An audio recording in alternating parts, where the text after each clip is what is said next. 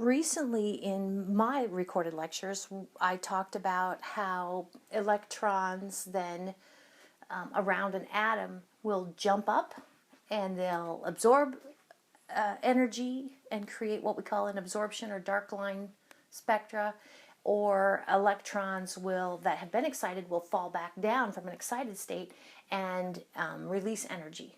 And those will be specific wavelengths of not only just visible light. Actually, those energies are absorbed and released in other wavelengths, but visible light is probably what we are most concerned about. So we can use those as fingerprints to know what what element is associated with those electrons that are being excited or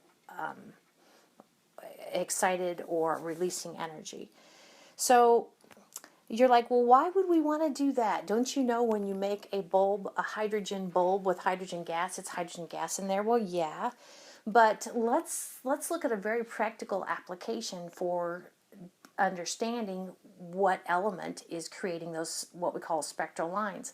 Astronomers or astrophysicists are able to actually look at distant stars, and in the distant stars, the stars are sending us information. And if there is helium associated, for instance, with the star or the atmosphere of the star, you're going to see this particular set of, in this case, this is a dark line spectrum, but we can also get bright line spectra from stars too, associated with the element, oops, did I say that right? Hydrogen, well, I'm not sure. But anyway, helium or hydrogen. But you can see that set of spectral lines, and without visiting the star, you know what element is there. Similarly, we have here for carbon, iron, oxygen, okay, titanium, another element. This down here is a fragment of a molecule, okay, methyl So, but anyway, my point is you don't have to visit the star. You can actually use this technique to understand what elements there are. One other very practical thing associated with this whole electrons transitioning, in this case transitioning from an excited state down to a lower state, are fireworks. So, fireworks and northern lights. So let me just kind of briefly tell you about fireworks. So fireworks are where basically we send up, oh, I just watched a video on this.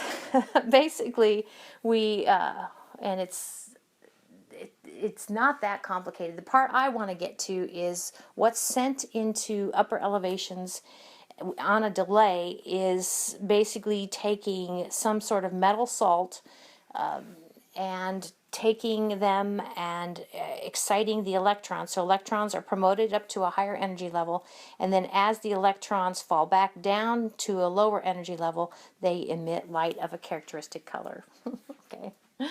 The last thing I want to mention about, again, it's about electrons that have been promoted falling back down to what we call their ground state and emitting light energy, are the northern lights.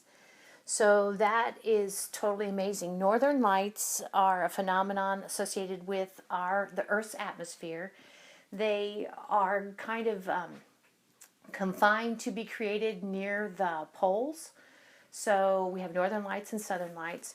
And basically what's happened is the sun has sent an extra dose of charged particles, and those charged particles are cascading down Earth's atmosphere. And as those charged particles cascade down, they actually prompt gases in the Earth's atmosphere, electrons around the gas particles in the Earth's atmosphere, to be excited, and then those electrons fall back down and give those beautiful colors.